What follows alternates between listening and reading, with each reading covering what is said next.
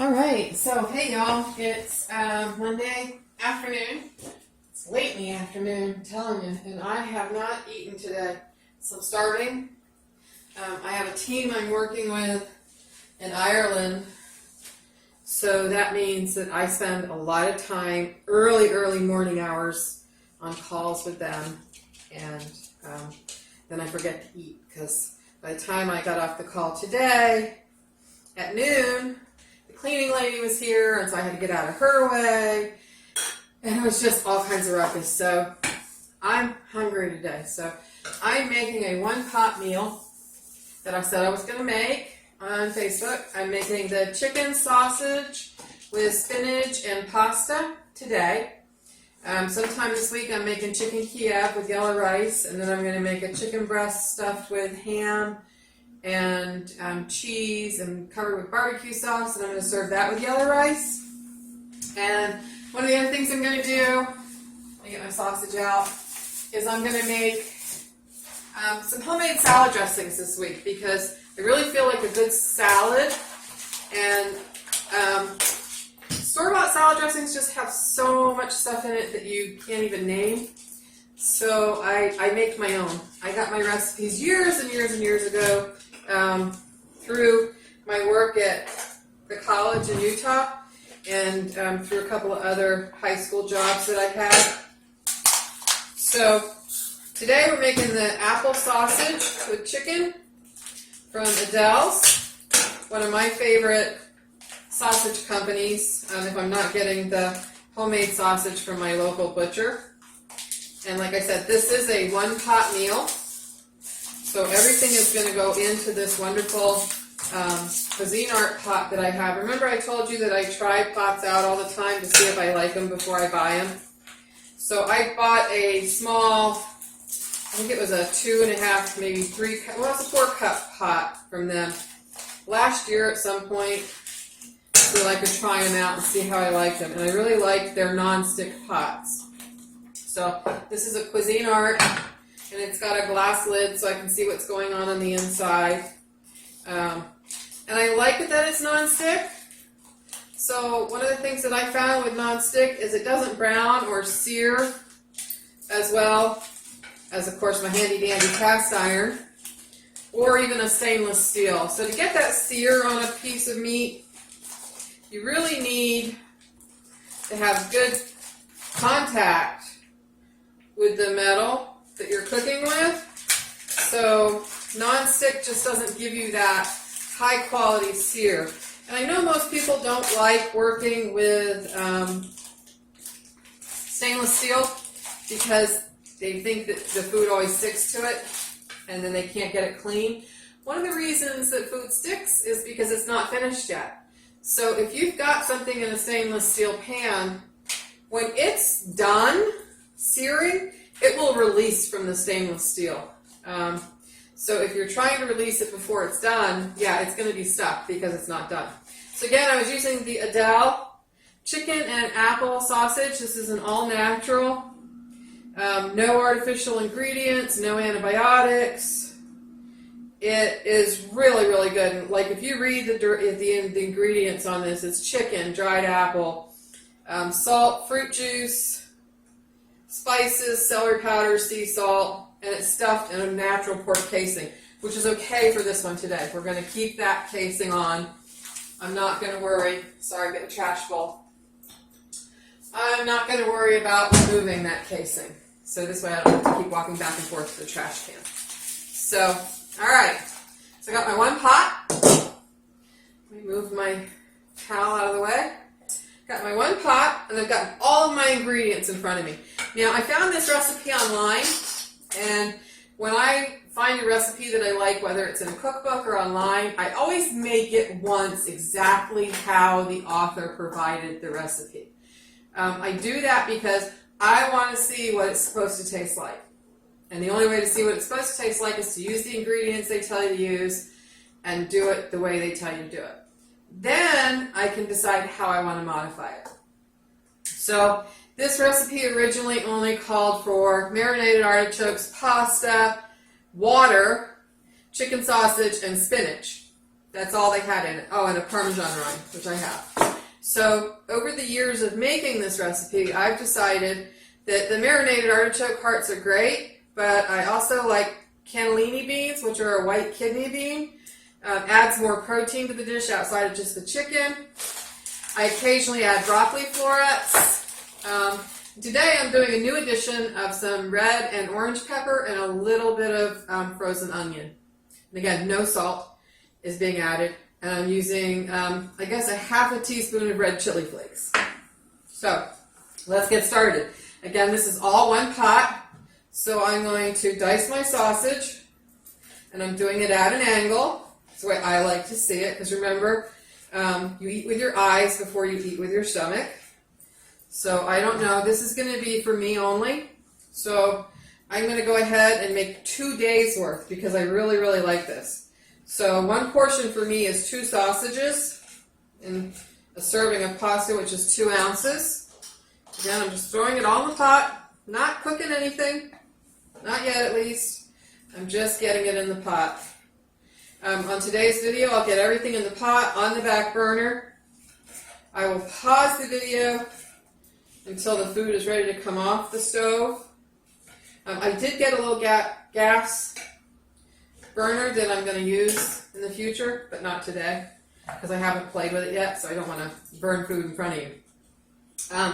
So that's the 4 Adele chicken apple sausages in the pot. I'm going to add the rind, and I'm trying to decide whether I'm going to do the Assaggio or the Gouda, and I think I'm going to go with the Gouda cheese. I'm just going to stick this whole rind in the pot.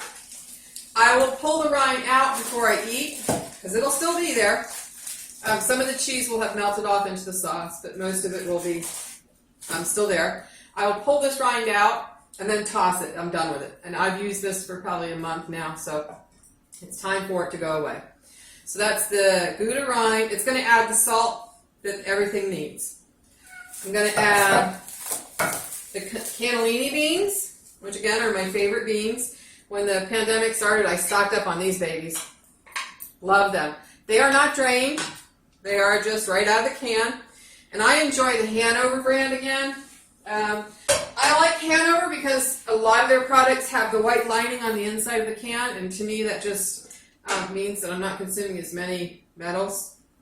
I'm going to add in a tablespoon of butter, which was not in the original recipe. It just makes it a little richer. So I'm just going to drop that right in the pan. I'm using capitavi, I think that's how it's pronounced. And since I'm doing 2 servings, I'm going to put my bowl on my scale. I'm going to turn my scale on. Oops. Wait for it to clear. I'm going to put my bowl on the scale. I'm going to hit that handy-dandy tare button so it goes down to 0. And I'm going to do 4 ounces of pasta. So 1 ounce is just a little bit under 1/3 of a cup. All right. That's 4 ounces. So it's just a little, it's like maybe 1 1/4 cups is what it turned out to be. All right, so that's my capitavi. I'm going to add that in right now. Not cooking it, it is raw. I'm going to add in, scale's still on, bowl's on. Make sure you hit tare just to make sure it's emptied and zeroed. I've got frozen broccoli here. And you can put in as much as or as little as you like. But I'm going to make everything pretty much equal portions with the exception of the meat. I'm going to put in 4 ounces of frozen broccoli. And the big one is going to be the spinach in the back. I'm going to move this pot right over here to me. I'm going to open this jar of marinated artichoke hearts. Maybe. There we go. I'm just dumping it in, juice and all. The juices from the marinated artichoke hearts are going to add flavor and salt, of course. You can chop up the hearts if you want. I just leave them whole because the whole thing's going to get stirred up. Again, this is low carb. Artichoke hearts are. This is just artichoke halves, sunflower oil, vinegar, salt, spices, and citric acid. Okay, and this is Dilalo brand. I do like that. It doesn't have as much oil in it. All right, you can see the pot's getting pretty full. going to stir it up real quick. All right. And I still have spinach to add to this, but I'm going to add the spinach in after everything else is cooked. All right. So I've stirred up a bit. I've got black pepper, red pepper flakes, and chicken stock. Remember those thighs that I cooked last week in the Instapot? This is the stock that came out of them. Not high in fat, has a little bit of fat floating on the top. I'm going to go ahead and add the pepper flakes in there. I'm going to grind in some black pepper. I'm going to say about a teaspoon. Okay. And I'll set that aside a second, let that float to sink to the bottom. I've got some red pepper and some orange pepper that I froze last year. I've got a red pepper and a yellow pepper that I need to cut up and freeze. They're sitting on the end of the counter, and that's sitting there waiting for me to do that. So this is the perfect dish to add these. I just put in about a half a cup. I'm going to add that yellow and red pepper to this bag before I put this bag away today and get it out of the way. And that's it. That is a pot full of goodness. It's going to fill up. Again, we haven't cooked anything yet. We've got a couple of frozen ingredients in there that are going to release some fluid. So typically with this recipe, you would add 4.5 to 5 cups of fluid. But since we're using frozen broccoli and the frozen peppers, and we use the juice from the marinated artichokes, I'm only putting in 10 ounces of chicken stock. Okay? That's all the fluid that's going in here. If I were serving this at a fancy dinner for people, I might take some time to do it outside of being a one pot and saute all the vegetables and everything together. Maybe add some white wine. But this is just for me. I don't need white wine. I don't need to spend all that time sauteing everything. Literally, I'm going to put the lid on this puppy, and I'm going to stick it back on the stove on high to start to get that chicken stock boiling. When the chicken stock boils, I'm going to turn it down to a simmer, and I'm going to let it cook for an additional 15 minutes. So it's going to be a total cook time of about 20 minutes. Trying to think of what my tip for the day. My tip for the day. There they are. Binder clips. So I know this sounds crazy, but when you bake, binder clips come in really handy. Office equipment in the kitchen is a great thing. So if you were baking something in a smaller dish than the thing you were, let me get a smaller one. Like here's a little 4-inch spring pan. This 8-inch parchment is bigger than this 4-inch spring pan.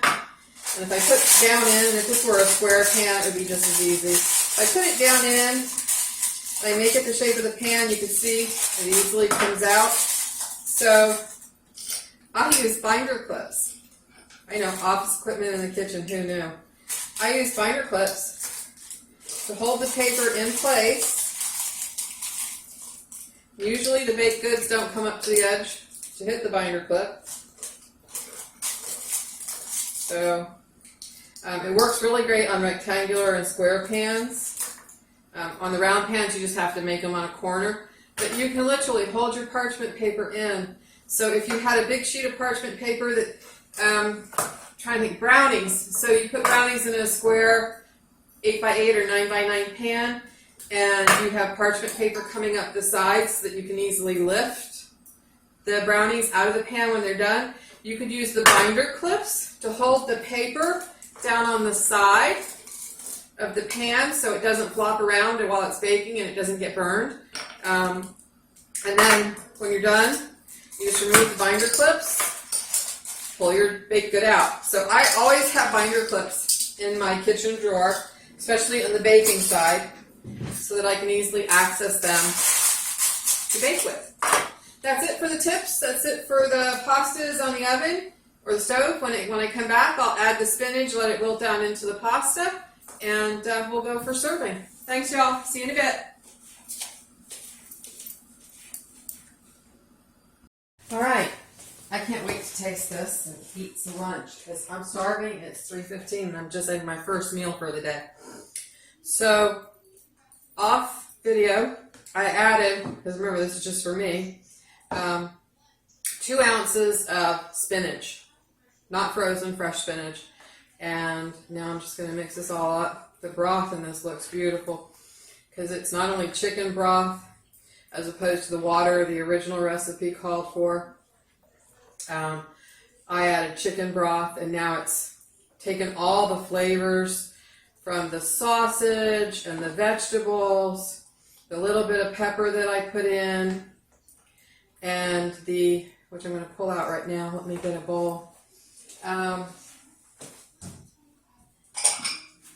The rind that I put in, here it is right here. You can see that it didn't lose all of it into the broth. It just cooked some of it into the broth, which is great. Again, that added all the salt that was needed, at least for me. I mean, everyone is different. So this is, like I said, a main dish. So it looks like there's a lot of food here, but I'll guarantee you I'll eat half of this pot now, and I will put the other half in the refrigerator, and I'll have it later in the week. So I'm just stirring in all of that spinach. Let me go ahead and dish this up. I want some of that beautiful broth in there with all the different colored vegetables and the sausage. Now, you could, if you wanted to take the time, brown the sausage before you put it in there. That would add another little bit of flavor because the caramelization. Again, I put white beans, cannellini beans in. It was not called for in the original recipe, but I love cannellini beans. And I thought it added, this is not a low carb meal, although you could make this low carb, reduce the broth that you put into maybe just a little over half a cup, and you could use cauliflower nuggets instead of pasta if you wanted to, and then everything else in here would fit into your low carb diet. Like I said, I can probably get one more full meal, one dinner out of this, and then maybe as a side dish I could eat it cold as a salad. So pasta here, I did grate a full ounce of Parmesan cheese offline, and I'm just dumping that on top. Put this in the sink, and I'm going to taste it to see if it needs any more seasoning. Let's see.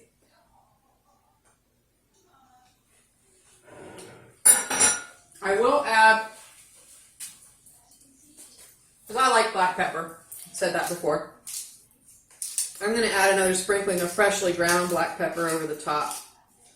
But other than that, this is a perfect one-pot meal. Like I said, there's different things you could do to change it. You could brown the sausage. You could leave out any one of the vegetables that I put in, because I just got the basic recipe probably 3 or 4 years ago, and every time I've made it, I've added something or changed it. Like they had a lot of onion in it. I didn't put any onion in this, if you notice, but I did add the frozen peppers. You can see there, frozen peppers. I added the beans. I added the broccoli. It just makes a bigger, more filling meal, and it's comfort food, and it just feels like home. So I'm going to go eat my lunch. Hope you guys enjoyed this. I'm going to refrigerate this half, and like I said, I'll probably get a meal and one appetizer or one side salad out of that pot. Thanks, everyone. See you later.